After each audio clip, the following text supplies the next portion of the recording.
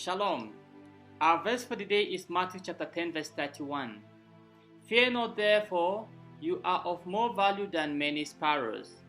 These words come towards the end of Jesus' discourse on the mission of the apostles in Matthew chapter 10. Having explained to them what the mission is and the persecution they were to expect in the course of the mission, Jesus went on to encourage them by telling them not to be afraid. The call to resist fear is made 3 good times in verses 26, 28, and 31. The verb used is phobeo, which in the passive becomes phobeomai. While the verb can be used to express the condition of awe or deep respect for someone or something, its usage in our passage does not point to reverential fear, but to fear out of intimidation. This fear is an unpleasant emotion caused by the threat of danger, pain, or harm. These words on the need to be courageous rather than fearful come after Jesus had informed the apostles that they will be handed over to Sanhedrins and scourged in the synagogues, as well as being dragged before kings and governors for the sake of Jesus. When this happened, however, the apostles are not to be afraid. In the first instance, Jesus says, "Do not be afraid of them, for nothing is covered that will not be revealed, or hidden that will not be known." In this statement, Jesus is reminding his followers that the truth shall prevail. Jesus is also reminding them of the need to speak the truth at all times and never hold back. When Christians continuously refuse to hold back from standing for the truth, when they refuse to be intimidated by those in authority but speak the truth to power, falsehood will be revealed for what it is. Those in leadership, civil or religious, may want to hide their falsehood and demonic inclinations by using their power and authority. The true servant of Christ, however, must not hold back from speaking the truth.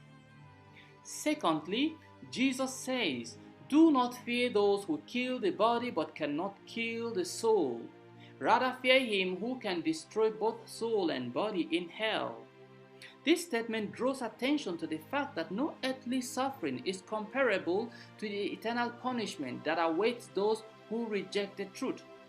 If we reject the truth on earth because we are afraid of earthly powers, we stand the risk of eternal damnation. Finally, our verse says that we should not be afraid because we are worth more than sparrows. This verse reminds us that we are precious before the Lord. Psalm 84 verse 3 says, "Even the sparrow finds a home, and the swallow a nest for herself, where she may lay her young at thy altars, O Lord of hosts, my King and my God." This psalm explicates Jesus' statement that although the sparrow is worth half a penny, it is still valuable to God. More valuable, however, is the human being who is created in the image and likeness of God. As Jesus says, "Every hair on your head has been counted, so do not be afraid. You are worth more than many sparrows." Even when we are hunted like sparrows by those who hate us, Lamentations 3:52, we should not be afraid. In the perilous times we have found ourselves today, we ought to be courageous. Even as kidnappings of priests and Christians is ongoing in Nigeria, we ought not to be afraid.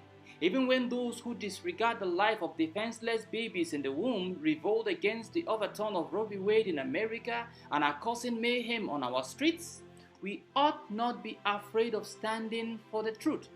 Even when evil people who are hungry for power try to convince us that they are our friends, that we should vote for them, and when we don't do that, they call us names, we ought not be afraid. We ought not be afraid to choose holy and worthy leaders to govern our societies. Jesus is telling you today, do not be afraid. I have overcome the world. May God take away our fears, embolden us by His Spirit, and make us defenders of truth. Amen.